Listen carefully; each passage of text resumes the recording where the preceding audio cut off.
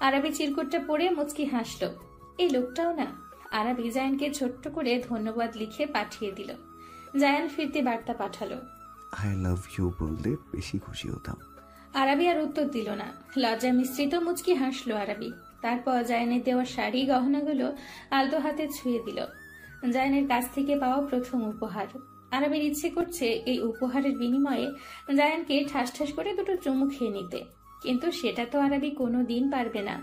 এসব চিন্তা করলেই আরাবি লজ্জায় শ্বাস আটকে আসে। আবার বাস্তবে করবে তো দূরের কথা। এসব ভেবে হাসলো আরাবি। আরাবি জায়ানের দেওয়া ভালোবাসায় নিজেকে আজ সাজিয়েছে। অন্যরকম সুন্দর লাগছে মেয়েটাকে। জায়ানের দেওয়া উপহার পড়েছে এই জন্যই কি? লিপি বেগম যেন চোখ সরাতে পারছেন না মেয়ের উপর থেকে। শ্যামবর্ণা আরাবিকে এত মায়াবী লাগছে। লিপি বেগম মেয়ের কপালে চুমু খেলেন। আরাবির কানের পেছনে কাজল ফোঁটা লাগিয়ে দিলেন, যাতে কারো নজর না লাগে। মায়ের মন তো। মেয়েকে তৈরি করে দিয়ে তিনি চলে গেলেন রান্নাঘরে। হবু মেয়ে জামাই আসবে, তার জন্য আপ্যায়নের ব্যবস্থা করতে হবে না বুঝি?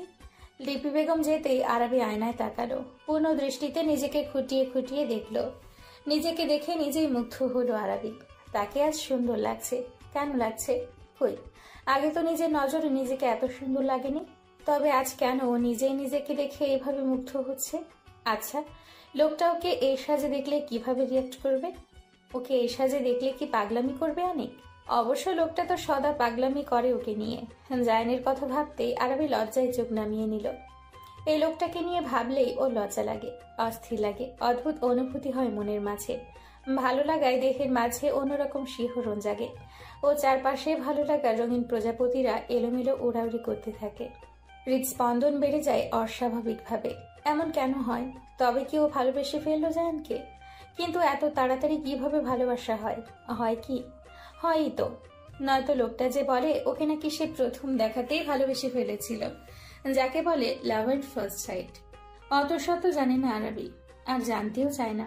ও শুধু এটুকু জানে ওর মন আর মস্তিষ্কে এখন একমাত্র জায়ানের বসবাস, আর তাকে আজীবন এই মনের মালিকানাধীন রাখতে চায় আরাবি। জায়ানের সাথে বাকিটা জীবন কাটাতে চায় আরাবি। খুব করে চায় ও লোকটাকে। এই চাওয়া যেন দিনকে দিন তীব্র থেকে তীব্রতর হচ্ছে। জায়ানকে আঁকড়ে ধরেই স্বস্তির নিঃশ্বাস নিতে চায়। লোকটার বুকে মাথা রেখে সুখে নিদ্রায় মগ্ন হতে চায় আরাবি। লোকটার হাত ধরে দূর থেকে দূরে পাড়ি জমাতে চায়ও। খুব বেশি কি ওর চাওয়া পাওয়া? এটুকু স্বার্থপর তো হওয়াই যায়, তাই না? ভাবনার মাঝে কলিং বেলের আওয়াজ ভেসে আসলো। ধুকপুকানি শুরু হয়ে গেল আরাবি। কিভাবে যাবে ওই লোকটার সাথে? ইস, লোকটা এত বেহায়া, সবার সামনেই না জানি কি বলে ফেলে উল্টাপাল্টা। বাহির থেকে সবার শোরগোলের আওয়াজ ভেসে আসছে, আর ভেতরে অস্থির হচ্ছে আরাবি। রোবটের মতো জায়ানের পেছন পেছনে সে সোফায় বসলো নূর। দৃষ্টি ওর ফাহিমের দিকে। এটা কি ও ভুল দেখছে, নাকি সত্যি সত্যি ওর সামনে ফাহিম দাঁড়ানো? ফাহিম গিয়ে দরজাটা খুলেছিল, আর তখনই ফাহিমকে দেখেই যেন নূর 440 ভোল্টের ঝটকা খেয়েছিল বেচারি। ফাহিমকে এমন ভাবে দেখছে যেন ভূত দেখে ফেলেছে ও। নিজের চোখকে যেন নিজের বিশ্বাস হচ্ছে না। সবার অগোচরে হাতে চিমটি কাটল নূর। ব্যথা পেয়ে নাক মুখ কুচকে ফেলল। তবে এটা ওর মনের ভ্রম না, সত্যিই ফাহিম ওর সামনে। কিন্তু এই লোক ওর সামনে কেন? এদিকে জায়ান হ্যান্ডশেক করলো ফাহিমের সাথে। জিহাদ সাহেব আর লিপি বেগমকে সালাম জানিয়ে সবার ভালো মন্দ জিজ্ঞেস করলো। নূর নিজেকে সামলে নিয়ে সবাইকে সালাম দিল। লিপি বেগম ওর মাথায় হাত বুলিয়ে দিয়ে বলল, মাশাআল্লাহ, তুমি দেখতে ভীষণ মিষ্টি নূর। নূর মুচকি হেসে বলে, ধন্যবাদ আন্টি। এদিকে ফাহিম আর চোখে তাকালো নূরের দিকে। আজকে অনেকদিন পর ঠিকঠাক ভাবে নূরকে দেখতে পেল ফাহিম। কলেজের শিক্ষকতার পেশায় জড়িত হওয়ার পর আর নূরের সাথে ঠিকঠাক দেখা হয় না। মানে ফাহিম সকালের কোচিং ক্লাস নিতে পারে না। তবে নূরকে যে ফাহিম চিনে তা এড়িয়ে গেল। চুপচাপ সব অবলোকন করতে লাগলো। জায়ান নূরকে সবার সাথে পরিচয় করিয়ে এবার ফাহিমের সাথে পরিচয় করালো। ফাহিম ভাই ও নূর আমার ছোট বোন, আর নূর ও ফাহিম আমার সম্বন্ধী, মানে আরবির বড় ভাই। নূর যেন আরেকটা ধাক্কা খেলো। শেষমেশ ফাহিমকে ওর ভাবির বড় ভাই হতে হলো। এখন কি করবে নূর? নূর মাথা চুলকালো। তারপর কিছু একটা মনে করে চওড়া হাসলো। আরে, ফাহিম তো ওর বিয়ায় হয়, তাহলে? আর বিয়ায়ের সাথে তো মজা করাই যায়, তাই না? এই সুযোগে ফাহিমকে খুব জ্বালাবে নূর। এমন ভাবে জ্বালাবে যেন লোকটা বাধ্য হয় ওকে ভালোবাসতে। শুধু নূর আর নূরই থাকবে লোকটার মন আর মস্তিষ্কে। এমন ব্যবস্থা করবে নূর। রহস্যময়ী হাসি দিল নূর। এদিকে নূরের অমন হাসি দেখে ভ্রু কুঁচকালো ফাহিম। তারপর নিজের দিকে তাকালো। না, সব তো ঠিকঠাকই আছে ওর। তাহলে এই মেয়ে ওকে দেখে এইভাবে হাসছে কেন? পাগল টাগল হয়ে গেল নাকি? নূর ফাহিমের এমন অদ্ভুত কাণ্ড দেখে মুখ টিপে হাসলো। লোকটা কি বোকা? ও একটু লোকটার দিকে তাকিয়ে হেসেছে কিনা লোকটা উল্টাপাল্টা ভাবছে। নূর বাঁকা হাসলো। এইটাই মোক্ষম সুযোগ। এখন থেকে জ্বালানো স্টার্ট করে দিল নূর। ফাহিমকে আরো কনফিউজ করার জন্য নূর ফাহিমের দিকে তাকিয়ে মিটিমিটি হাসতেই থাকলো। একটু পরপর তাকাচ্ছে আর হাসছে নূর। ফাহিম পড়ে গেল অস্বস্তিতে। ওর সবার থেকে একটু আড়াল হতেই ছুটে চলে এলো নিজের রুমে। তারপর আয়নার সামনে দাঁড়িয়ে নিজেকে ভালোভাবে চেক করে নিল। প্যান্টের চেনও খোলা নেই। তাহলে এই মেয়ে হাসছে কেন? ফাহিমের মাথায় এই বিষয়টাই ঘুরপাক করতে লাগলো। আবারও বেরিয়ে সবার সাথে গিয়ে বসলো। ফাহিম আসতেই নূর আবারও নিজের কাজ শুরু করে দিল। ফাহিম দত্তে দত চেপে বসে রইল। নূর অনেক কষ্টে নিজের হাসি আটকে রেখেছে, তবে মনে মনে হেসে কুটি কুটি। লোকটাকে জ্বালাতে পেরে বেশ মজা পাচ্ছে নূর। বারবার ঘড়ির দিকে তাকাচ্ছে জায়ান। এসেছে 15 মিনিট হয়ে আসলো। মেয়েটা এখনো আসছে না কেন? মেসেজ করছে, তার সিন করছে, বাট রিপ্লাই করছে না। অধৈর্য জায়ান এবার লিখলো, তুমি কি বের হবে নাকি আমি আসবো? এইবার মেসেজের আনসার করলো আরাবি। লিখে পাঠিয়েছে, আমার লজ্জা করছে। আরাবির মেসেজ পেয়ে ভারী আশ্চর্য হলো জায়ান। এই মেয়েকে নিয়ে জায়ান কোথায় যাবে? একটু শাড়ি পরতে বলেছে, এতেই নাকি সে লজ্জা পাচ্ছে। জায়ান মেসেজ লিখে পাঠালো, তো আমি আসছি। এসে তোমার লজ্জা ভেঙে দিই, কি বলো? আসবো? না না না, প্লিজ এমন করবেন না। তাহলে 2 মিনিটের মধ্যে বাইরে এসো। জায়ানের মেসেজটা পড়ে আরাবি তড়িঘড়ি করে উঠে আয়নার সামনে দাঁড়ালো। চুলটা আরেকটু ভালোভাবে আঁচড়ে নিয়ে এরপর আস্তে ধীরে বেরিয়ে আসলো।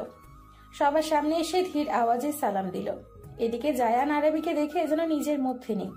হৃৎপিণ্ড থমকে গিয়েছে কি? শ্বাস আটকে আসছে ওর। এত সুন্দর কেন লাগছে মেয়েটাকে? জায়ান নিজের অজান্তেই বুকের বাপাসে চেপে ধরল। মিষ্টি একটা ব্যথা অনুভব হচ্ছে বুকের বাপাসটায়। জায়ান আরাবির সেই কোমল মুখটা থেকে যেন নজর সরাতে পারছে না। ওই কাজল টানা চোখ দুটোতে তাকিয়ে যেন নিজের সর্বনাশ ডেকে এনেছে জায়ান। তবে নিজের এই সর্বনাশ জায়ান বারবার করতে চায়, শতবার করতে চায়। নুড লিপস্টিকে রাঙানো ওই পাতলা ঠোঁটজোড়ার দিকে নজর যেতেই শুকনো ঢোক গিলে জায়ান। এই ঠোঁটজোড়া যেন ওকে চুম্বকের মতো টানছে। একটাবার খুব করে ছুঁয়ে দিতে ইচ্ছে করছে ওই অধৈর্যটা। খুব গভীরভাবে ছোঁয়া যাকে বলে। মেয়েটা কি তা সহ্য করতে পারবে? হাত পা কাঁপছে। গলাটা এভাবে শুকিয়ে আসছে কেন? শুকনো ঢোক গিলল জায়ান। দৃষ্টি সরিয়ে ফেললো আরাবির থেকে। না হলে যে নিজেকে সামলাতে পারবে না সে কিছুতেই। মেয়েটার সৌন্দর্য একদম চোখ ধাঁধানো, যা একমাত্র জায়ানই উপলব্ধি করতে পারে। এই পৃথিবীতে আর কারো সাধ্য নেই তার প্রিয়তমার ওই রূপ উপলব্ধি করতে পারার। আর জায়ান তা কোনোদিন করতেও দিবে না। চোখ দুটোই উঠিয়ে ফেলবে তার। উফ, এত গরম লাগছে কেন? সমানে ঘেমে যাচ্ছে জায়ান। 2-3 বার মাথা ঝাঁকিয়ে নিল। এরপর গটগট করে 2-3 গ্লাস পানি খেয়ে নিল। জায়ান বিড়বিড় করল, জাস্ট কাম ডাউন জায়ান। আর মাত্র কয়েকটা দিনের জন্য তোর এই নিষিদ্ধ চাওয়াগুলোকে দমিয়ে রাখ। শুধু হাতে গোনা মাত্র আর কয়েকটা দিন। কিন্তু মন কি তা মানে? এই যন্ত্রণা নিয়ে জায়ান কি করবে? এখান থেকে এখন যেতে হবে। তাই জায়ান সবার উদ্দেশ্যে বলল, এখন তাহলে যাওয়া যাক, না হলে দেরি হয়ে যাবে। সবার সম্মতি দিল। ফাহিম বলল, হ্যাঁ, তোমরা বেরিয়ে পড়ো, 7টা বাজে অলরেডি। জায়ান বলল, ফাহিম ভাই, তুমিও চলো আমাদের সাথে, বাসাতেই তো আছো। ফাহিম হেসে বলে, জায়ান, প্রথমত আমাকে শুধু ফাহিম ডাকো। সম্পর্কের দিক দিয়ে আমি তোমার বড় হতে পারি, বাট বয়সে তুমি আমার বড়।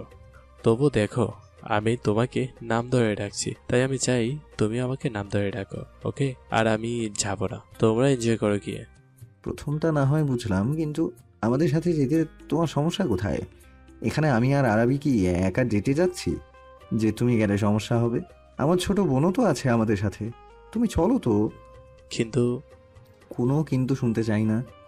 আরাবি ধীর কদমে এসে ফাহিমের পাশে দাঁড়ালো। ছোট্ট আওয়াজে বলে, চলো না ভাইয়া, উনি যখন এত করে বলছেন আর মানা করো না। জায়ান আর আরাবির এত করে বলায় আর মানা করলো না ফাহিম। রাজি হলো ওদের সাথে যাওয়ার জন্য। এদিকে নূর যেন খুশিতে আত্মহারা। যাক, আরেকটু সময় কাটানো যাবে ফাহিমের সাথে, আরেকটু জ্বালানো যাবে ফাহিমকে। নূর আবারও ফাহিমের দিকে আর চোখে তাকালো। ফাহিমকে নিচ থেকে ওপর পর্যন্ত পর্যবেক্ষণ করে মুখ টিপে হাসল। ফাহিম হক চুকিয়ে গেল। আবারও অস্বস্তিতে জর্জরিত হলো বেচারা। এ কোন মুসিবতের পাল্লায় পড়লো? নূর বহু কষ্টে নিজের হাসি আটকে রেখেছে। হাসতে না পেরে মেয়েটা যে ব্লাস্ট হয়ে যায়। লিপি বেগম আর জিহাদ সাহেব থেকে বিদায় নিয়ে তারা বেরিয়ে পড়ল। গ্রাউন্ড ফ্লোরে আসতে ফাহিম আর নূর আগে আগে চলে এলো গাড়ির কাছে। পেছনে আরাবি আর জায়ান। আরাবি মাথা নিচু করে হাঁটছে, একটু পরপর আর চোখে তাকাচ্ছে জায়ানের দিকে। জায়ান আজ নিজেও সাদা পাঞ্জাবি আর পাজামা পরেছে। শুভ্র রং গায়ে জড়ানোতে লোকটাকে স্নিগ্ধ লাগছে। হাতের কোনোই অবধি পাঞ্জাবির হাতাগুলো গোটানো, ফর্সা হাতে ওই কালো রঙগুলো দেখতে বেশ আকর্ষণীয় লাগছে। সুঠাম পেটানো দেহে পাঞ্জাবিটা যেন আটসাট হয়ে লেগে আছে। বাহুগুলোর মাংসপেশিগুলো ফুলে ফেপে আছে। পাঞ্জাবির ওপর দিয়ে স্পষ্ট বোঝা যাচ্ছে। আরাবি শুকনো ঢোক গিলল। এই লোকটা এত সুন্দর কেন? আরাবি শুধু তাকিয়েই থাকতে ইচ্ছে করে মানুষটার দিকে। আচ্ছা, ওকে কেমন লাগছে সেটা তো লোকটা বলল না। ওর খুব করে ইচ্ছে করছে লোকটা ওকে কিছু বলুক, ওর একটুখানি প্রশংসা করুক। কিন্তু এই লোক এমন মুখ বন্ধ করে আছে কেন? আরাবি ধৈর্যহারা হলো। লজ্জা শরম এক সাইডে রেখে নিজেই প্রশ্ন করলো, মানে শুনছেন? বলো। আরাবির সময় নিল, তারপর ধীর আওয়াজে বলল, আমাকে কেমন লাগছে সেটা বললেন না? আরাবি জায়ানের সাথে তাল মিলিয়ে হাঁটছে, যার ফলে ওর কুচি এলোমেলো হয়ে গিয়েছে। জায়ান হুট করে আরাবির সামনে বসে পড়ল। হকচকিয়ে গিয়ে আরাবি দু কদম পিছিয়ে গেল। জায়ান ভ্রুকুচকে বলল, পেছালে কেন? সামনে এসো। কিন্তু আপনি কি করছেন? এসো তো, এত প্রশ্ন করছো কেন? আরাবি ধীর কদমের সামনে এগিয়ে আসলো। আরাবি আসতে জায়ান আরাবির কুচিগুলোতে হাত দিল। খুব সুন্দরভাবে কুচিগুলো গুছিয়ে দিল জায়ান। আর আরাবি একরাশ মুগ্ধতা নিয়ে জায়ানকে অবলোকন করছে। এই মানুষটা এত ভালোবাসে ওকে কিভাবে? এতটা ভালোবাসা পাবার যোগ্য কি আরাবি? সত্যিই কি ও এতটা ভাগ্যবতী যে আল্লাহ ওকে জায়ানের মতো এমন একজন জীবনসঙ্গী দান করেছেন? এদিকে কুচি ঠিক করে উঠে দাঁড়ালো জায়ান। আরাবির দিকে তাকালে দেখে মেয়েটা ওর দিকে এক দৃষ্টিতে তাকিয়ে আছে। মুচকি হাসে জায়ান। হাত বাড়িয়ে আদুরি স্পর্শে আরাবির কানের পিঠে চুল গুজে দেয়। আরাবি চোখ বন্ধ করে নেয়। জায়ান অনুভূতি জড়ানো কণ্ঠে বলে ওঠে, সাদা যেমন শুভ্রতার রং, ঠিক তেমনই সাদা শাড়িতে তোমার সৌন্দর্য ফুটে উঠে দ্বিগুণ। এই কাঠগোলাপের শাড়িতে অমায়িক লাগছে তোমায়। আমি চোখ সরাতেই পারছি না। এখন তোমাকে দেখলে মনে হচ্ছে ফুলের মাঝে যেন আরেকটা ফুল, আমার কাঠগোলাপ ফুল। গ্রিন লঞ্চ রেস্টুরেন্টের সামনে গাড়ি থামলো। একে একে নেমে আসলো ফাহিম, নূর, জায়ান। জায়ান নেমে আরাবিকে গাড়ি থেকে নামতে সাহায্য করলো। মেয়েটা শাড়ি সামলাতে পারে না অত একটা। জায়ান আরাবির হাতটা আজ ছাড়লো না। আরাবিও কোনো প্রকার জোরাজোরি করলো না। রেস্টুরেন্টে প্রবেশ করে সোজা তারা ছাদে চলে আসলো। খোলা আসমানের নিচে বসে আড্ডা দেওয়ার ব্যাপারটাই আলাদা। ছাদে সেই চোখ জুড়িয়ে গেল আরাবির। কি সুন্দর ডেকোরেশন চারপাশে। ফেরি লাইটস গুলো বিভিন্ন গাছের উপর ছড়িয়ে ছিটিয়ে রাখা হয়েছে, যার ফলে সেটা আরো সুন্দর লাগছে। আর্টিফিশিয়াল ফুল দিয়েও সাজানো। জায়ানরা কর্নারের একটা টেবিলে বসলো। ছাদের চারিদিকে কাছের বাউন্ডারি দেওয়া। আরাবি চারপাশ কুটুর কুটুর চোখে দেখছে। ঠোঁট জুড়ে মুচকি হাসির রেশ। জায়ান আরাবির হাস্যজ্জ্বল মুখশ্রী দেখতে ব্যস্ত। জায়ান মুখটা একটুখানি আরাবির কাছে এগিয়ে আনলো। ফিসফিসিয়ে শুধালো, পাশে আছি, বসে আছি, জনাবার তো সেদিকে তো দেখছি কোনো হুঁশই নেই। আরাবি নড়ে চড়ে বসলো। মৃদু স্বরে বলল, আমি তো জাস্ট দেখছিলাম। But I can't stand it at all. Arabi মুখ টিপে হাসলো। এই লোকটাও না। জায়ান মেনু কার্ডটা আরাবির দিকে এগিয়ে দিল। বলল, কি খাবে বলো? আইসক্রিম। মেনু কার্ড না দেখে আরাবি বলল। জায়ান ভ্রুকুচকে তাকালো আরাবির দিকে। হালকা ঠান্ডা ঠান্ডা ওয়েদার আজকে, আর মেয়েটা কিনা আইসক্রিম খেতে চায়। সেবার ঠান্ডার কারণে কি ভয়ানক অবস্থাটাই না হয়েছিল। ওকে সেই অবস্থায় দেখে জায়ানের কেমন লেগেছিল তা বলে বোঝানো যাবে না। জায়ান মেনু কার্ডটা আবার বাড়িয়ে দিল আরাবির দিকে। গম্ভীর মুখে বলল, আইসক্রিম খাওয়া যাবে না, অন্য কিছু অর্ডার করো। আরাবি মুখ ফোলালো জায়ানের কথায়। এই ঠান্ডা ওয়েদারে তার আইসক্রিম খেতে অনেক ভালো লাগে, আর লোকটা নাকি ওকে বারণ করেছে খেতে। কিন্তু আমার যে আইসক্রিম খেতে ইচ্ছে করছে, আমি আইসক্রিম না খেতে পারলে কিছুই খাবো না। আরাবি অভিমানে মুখ ঘুরিয়ে নিল। জায়ান লম্বা শ্বাস ফেলল। এই মেয়েটাকে নিয়ে আর পারা যায় না, কেমন বাচ্চাদের মতো জিদ ধরেছে। জায়ান হার মানল। আরাবিকে উদ্দেশ্য করে বলল, আচ্ছা আইসক্রিমই নিও, বাট শুধু অল্প, ছোট সাইজের একটা নেবে। তোমার ঠান্ডা সমস্যা আছে আরাবি। আরাবি আর দ্বিমত করলো না। লোকে বলে না, নাই মামার থেকে কানা মামা ভালো। জায়ান কফি অর্ডার করলো। নূর নিল পাস্তা আর ফাহিম কোল্ড কফি নিল। ওরা খাবারটাও এনজয় করছে, সাথে আবার টুকিটাকি কথা বলছে। এভাবে কথার এক পর্যায়ে নূরের চোখ এক জায়গায় চলে যায়। ওদের থেকে 2 টেবিল দূরে ইফতিকে দেখে অবাক হলো নূর। আরে ইফতি এখানে কি করছে? নূর আরেকটু ভালোভাবে তাকালো। সাথে একটা মেয়েও আছে। এই ইফতিকে ওদের সাথে আসার জন্য অনেক সেধেছে জায়ান আর নূর, কিন্তু ইফতি যাবে না, সাফ মানা করে দিয়েছে। ছুটির দিন সে বাড়িতেই বিশ্রাম নিবে জানিয়ে দেয়। কিন্তু এখন নূর বুঝতে পারছে ইফতির মিথ্যে বলার কারণ। তবে এই ছিল ইফতির মনে? নূর শয়তানি হাসি দিল। আজ তো হাতে নাতে ধরবে ইফতিকে। এই মেয়েটা ওকে বহু জ্বালায়। মানে ইফতি আর নূরের সম্পর্ক সাপ নেউলে। দুজন সারাক্ষণ ঝগড়া করে। আজ তার শোধ নিবে। নূর সুযোগে সৎ ব্যবহার করলো।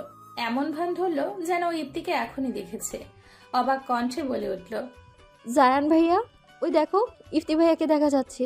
ও নাকি ভান ধরলো ও আমাদের সাথে আসবে না, ও রেস্ট নিবে বাসাতেই। কিন্তু ওটা ছিল বাহানা। দেখো ও কোন মেয়ের সাথে যেন ডেটে এসেছে।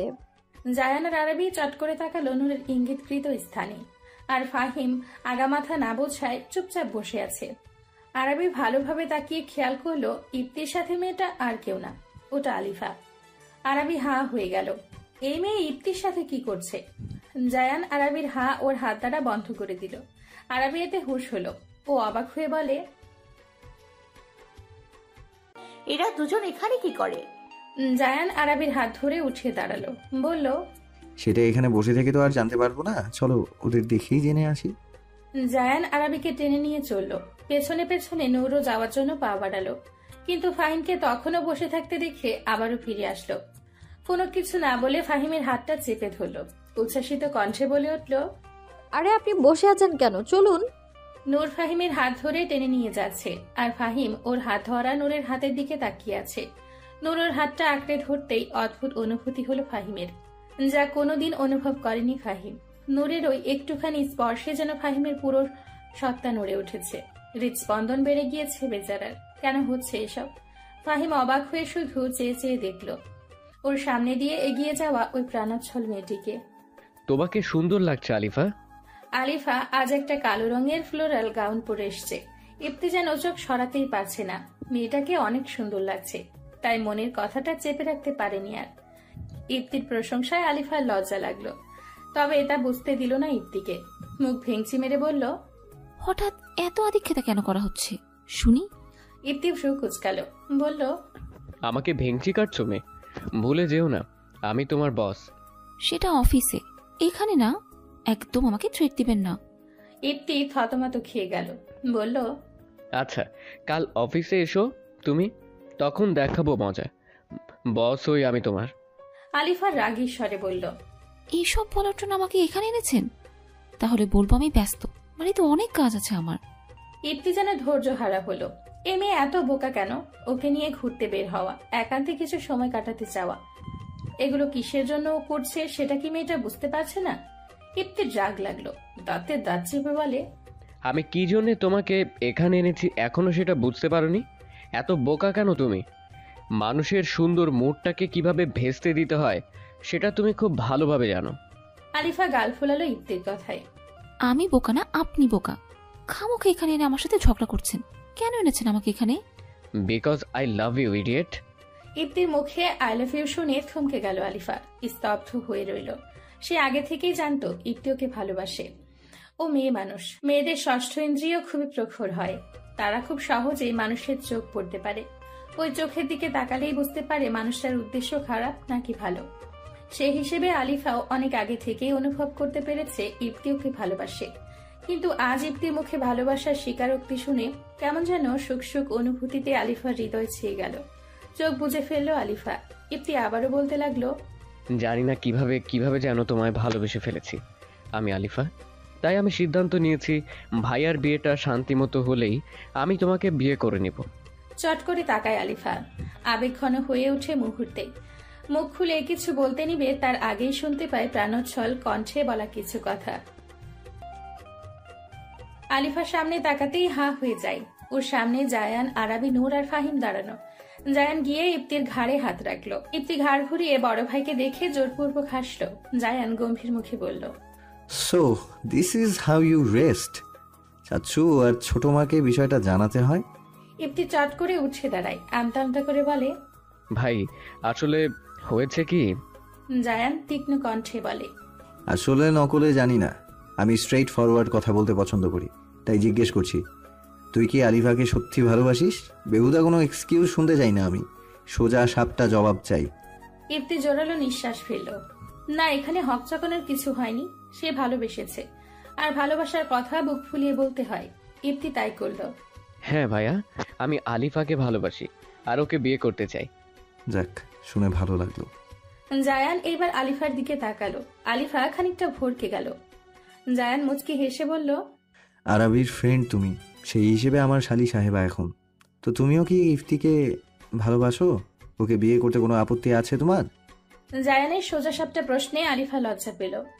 আরবি গিয়ে আলিফার কাজ জড়িয়ে ধরল।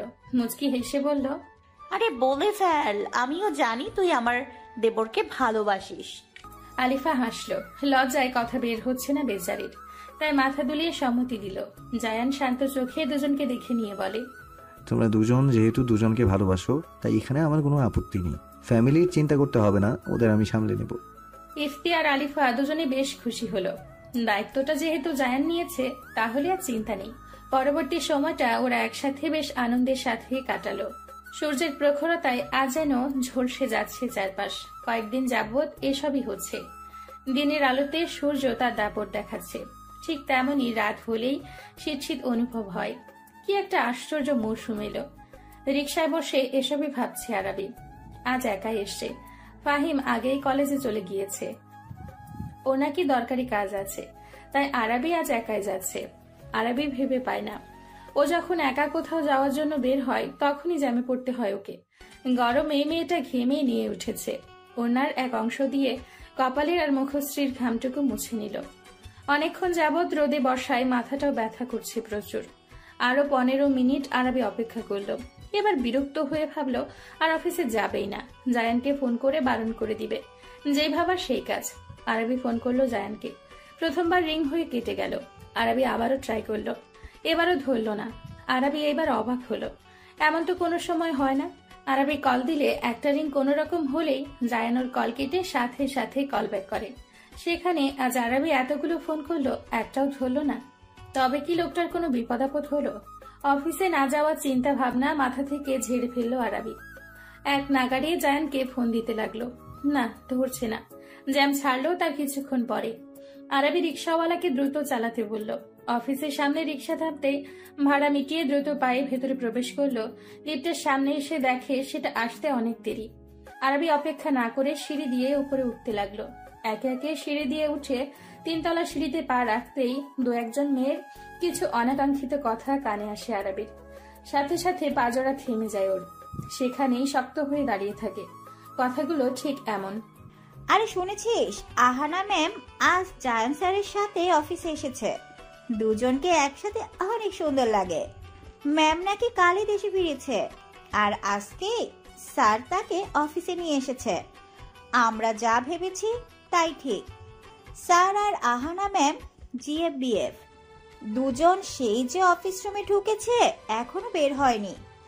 একটা মেয়েকে কি খামোকা স্যার তার আশেপাশে এভাবে ঘেঁষতে দিবে? কই, আমাদের দিকে তো কোনোদিনও তাকিয়েও দেখেনি স্যার। আরেকজন বলছে, আরে হ্যাঁ, সে যাই বলছিস তুই। ওহানা ম্যাম এত সুন্দরী, তাকে রেখে ওই কি যেন নাম, আরবি, ওই মেয়েকে স্যার বিয়ে করবে, এটা মানা যায়? আমরা তো ওই মেয়ের থেকে বহুগুণ সুন্দর, আর ওই মেয়ে তো কালো। স্যার কি সুন্দর, ওই মেয়ে কিছু একটা করেছে স্যারের উপর, না হলে স্যার ওই মেয়েকে কেন বিয়ে করতে রাজি হবে? ওই মেয়ে তো বড়লোকও না, মধ্যবিত্ত ফ্যামিলি থেকে বিলং করে। বামন হয়ে আকাশে চাঁদের দিকে হাত বাড়িয়েছে, মুখ থুবড়ে পড়লেই উচিত শিক্ষা পাবে। মেয়েগুলো আরো নানান কথা বলতে বলতে চলে গেল। আর তাদের বলা কথাগুলো তীরের মতো এসে বিঁধল আরবির বুকে। মনে হলো কে যেন ধারালো ছুরি দিয়ে ক্রমাগত আঘাত করছে ওর হৃৎপিণ্ডে। শ্বাস নিতে পারছে না আরবি। চোখ জোড়া জলে টইটুম্বুর। পলক ঝাপটাতেই যা গড়িয়ে পড়লো ওর গাল বেয়ে। এই অপমান, এই তিরস্কার, এসবেরই তো ভয় পাচ্ছিল আরবি। আর আজ সেটাই হলো। আরবি জায়ানকে অবিশ্বাস করে না। লোকটা এমন কোনো কাজ করবে না ও জানে। বিশ্বাস করে জায়ানকে মনে প্রাণে। তবে মেয়েগুলোর কটূক্তিগুলো তীক্ষ্ণ ধনুকের ন্যায় আঘাত করছে ওকে। কানে শুধু ওই কথাগুলোই বাজছে। আরবির আগে থেকে সোশ্যাল ফোবিয়ার সমস্যা আছে। ওই কারণেই এখন আরাবির অবস্থা শোচনীয় হয়ে যাচ্ছে। এমনিতেই মাথা ব্যথা ছিল, সেটা যেন এখন তীব্র আকার ধারণ করেছে। আরাবির পুরো শরীর কাঁপছে ভয়ানকভাবে। কাবা হাত জোড়া তুলে চোখে জলগুলো মুছে নিল। নিজেকে শক্ত করার চেষ্টা করতে লাগলো আরাবি। বহু কষ্টে টালমাটাল পায়ে কাঙ্ক্ষিত স্থানে এসে পৌঁছালো আরাবি। এক দু কদমে এখন জায়ানের অফিস রুমের দিকেই যাচ্ছে, আর আশেপাশে সবাইকে কেমন একটা নজরে দেখছে। ভয়ে, লজ্জায়, অস্বস্তিতে আরাবি আরো কুঁকড়ে গেল। পাজোড়া যেন চলছে না। অফিস রুমটার সামনে আসতেই আরাবি নক না করেই দরজাটা খুলে ফেলল, খুব ধীর আওয়াজে। কারণ জায়ানে ওকে বারণ করেছে ওর এখানে আসতে নক করার প্রয়োজন নেই। আরাবি ভেতরে প্রবেশ করতেই দেখে জায়ান আর তার পাশে অতি সুন্দরী একটা মেয়ে দাঁড়ানো। মেয়েটার পরনে সাদা লেডিস টি শার্ট আর কালো লেগিংস। ফর্সা গায়ে মানিয়েছে বেশ মেয়েটাকে। চুলগুলো সোনালি রঙের হেয়ার কালার করা। মেয়েটা এতটাই ফর্সা আর যেরকম বেশভূষা করেছে দেখতে একদম বিদেশি পুতুলের মতোই লাগছে। জায়ানের সাথে আসলে মেয়েটাকে অনেক মানাবে। এই মেয়ের সৌন্দর্যের কাছে আরাবি কিছুই না। ও জায়ানের যোগ্য না, এই কথাটা বারবার মস্তিষ্কে হানা দিতে লাগলো। পুরনো সেই ফোবিয়ার কারণে আরাবি মূর্ছা যেতে লাগলো। সোশ্যাল ফোবিয়াটা মেয়েটা পুরোপুরি কাটিয়ে উঠতে পারেনি যে, তাই আবারও সেই ফোবিয়ার কারণে প্যানিক অ্যাটাক শুরু হলো আরাবির। এইবার যেন মাত্রা ছাড়া শরীর কাঁপছে মেয়েটার, নিঃশ্বাস নিতে পারছে না, শরীরের ভারসাম্য বজায় রাখতে পারছে না আর। গতকাল বিকেলে জায়ানের খালামণি খালু আর ওর খালাতো বোন বিড়িতে এসছে।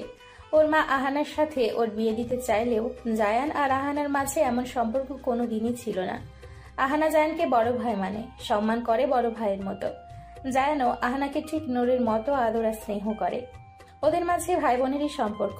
মেয়েটা এসে গতকাল বায়না ধরেছে আরাবির সাথে দেখা করবে, তার ভাবির সাথে দেখা করবে। জায়ান বলেছে রাতে কোনো রেস্টুরেন্টে নিয়ে দেখা করাবে, কিন্তু মেয়েটা যেন ধৈর্যহারা। সে যত তাড়াতাড়ি সম্ভব তার ভাবির সাথে দেখা করবে। তাই জায়ান ওকে অফিসে নিয়ে এসছে, আরাবি আসলেই ওর সাথে দেখা করাবে। এখানে সে, জায়ান, আহানা আর ইপ্তিক কথা বলছিল। আহানা তো দু ভাইকে পেয়ে রাজ্যের কথা শুরু করে দিয়েছে। ও বিদেশে কি কি করতো, ওখানে ওর স্টাডি কেমন চলছে, তারপর জায়ানের বিয়েতে অনেক এনজয় করবে ও, কি কি প্ল্যানিং করে রেখেছে তা শোনাচ্ছে দু ভাইকে। জায়ান সেসবে পাত্তা না দিয়ে কাজ করতে যেতে নিলে জায়ানের ল্যাপটপ, ফোন সব নিয়ে একটা ড্রয়ারে তালা মেরে চাবি নিয়ে নিজের কাছে রেখে দেয়। সে আজ তার ভাইদের সাথে গল্প করবে। আসলে আহানার বাবা মায়ের একমাত্র মেয়ে, তাই ভীষণ আদরে। আর জায়ান আর ইপ্তিও ওকে নূরের মতোই স্নেহ করে। মেয়েটার যে আর কোনো ভাই বা বোন নেই, তাই তো জায়ান ইপ্তিয়া নূরকে আপন ভাই বোনের চোখে দেখে। এদিকে জায়ান যেন আহানার বকবক শুনে বিরক্ত হলো। আবার বেশি বিরক্ত হচ্ছে আরাবি আসছে না দেখে। আধা ঘন্টা লেট হয়ে গিয়েছে, অথচ এখনো মেয়েটা আসছে না। এদিকে এই ইফতিটা ওয়াশরুমে ঢুকে বসে আছে। ইফতির কাছে আহানাকে ধরিয়ে দিয়ে সে এখান থেকে সরে পড়বে। জায়ান যখন নিজের ভাবনায় ব্যস্ত, হঠাৎ আরাবির অস্তিত্ব অনুভব করতে সজাগ হয়। আরাবিকে নিজের রন্ধে রন্ধে অনুভব করে জায়ান। আরাবির শরীরের মেয়েলি ঘ্রাণ যেন ওর রক্তে মিশে গিয়েছে। তাই মেয়েটা আশেপাশে থাকলে জায়ান না দেখিয়ে বলে দিতে পারে। জায়ান চট করে দরজার দিকে তাকালো। ও ধারণায় সঠিক হলো, ওই তো মেয়েটা দাঁড়িয়ে আছে। জায়ান উঠে দাঁড়ালো, দ্রুত কদমে এগিয়ে যেতে লাগলো আরাবির দিকে। কিন্তু যত কাছে এগুচ্ছে আরাবির শোচনীয় অবস্থা দেখিয়ে বুকটা ধক করে উঠে জায়ানের। তাড়াতাড়ি করে এগিয়ে যায় আরাবির দিকে। কাছে আসতেই আরাবির দুগালে হাত রাখে জায়ান। সাথে সাথে অনুভব হয় আরাবির দেহের কম্পন। জহুরি নজরে আরাবিকে দেখলো জায়ান। আরাবির ফ্যাকাশে মুখশ্রী, জলে ভরা দুর্বল চোখজোড়া। চোখ দুটো যেন নিষ্প্রাণ হয়ে আছে। ঠোঁটজোড়া শুকিয়ে খড়খড়ে হয়ে গিয়েছে। থরথর করে কাঁপছে শরীর মেয়েটার। কেমন হাঁপানি রোগীর মতো শ্বাস নিচ্ছে, যেন মেয়েটার শ্বাস নিতে অনেক কষ্ট হচ্ছে। জায়ান দ্রুত আরাবির বাহু আঁকড়ে ধরল। উদ্বিগ্ন হয়ে বলে উঠল, আরাবি কি হলো, তোমার এমন দেখাচ্ছে? কথাটা সম্পূর্ণ করতে পারল না জায়ান। তার আগেই আরাবি চোখজোড়া বন্ধ করে ফেলে। অন্ধকার ছাড়া মেয়েটা আর কিছুই দেখতে পারে না। লুটিয়ে পড়লো জায়ানের বুকে। নিজেকে ধরে রাখতে আর সক্ষম হতে পারেনিও। প্যানিক অ্যাটাকের কারণে একদম নেতিয়ে গিয়েছে মেয়েটা। জায়ান অবাক হয়ে আছে। আরাবির কোমল দেহটা অতি যত্ন সহকারে বুকের মাঝে আঁকড়ে ধরল। এর মাঝে ইপ্তি বেরিয়ে আসলো ওয়াশরুম থেকে। জায়ানের বুকে আরাবিকে দেখে ছেলেটা ভরকে যায়, বলে ওঠে, ভাই, ভাবির কি হয়েছে? বলতে বলতে দ্রুত এগিয়ে আসে। জায়ান শান্ত চোখে তাকালো ইপ্তির দিকে। ঠান্ডা স্বরে বলে উঠল, call the doctor. Ifti Ifti দ্রুত ডাক্তারের নাম্বারে কল করলো।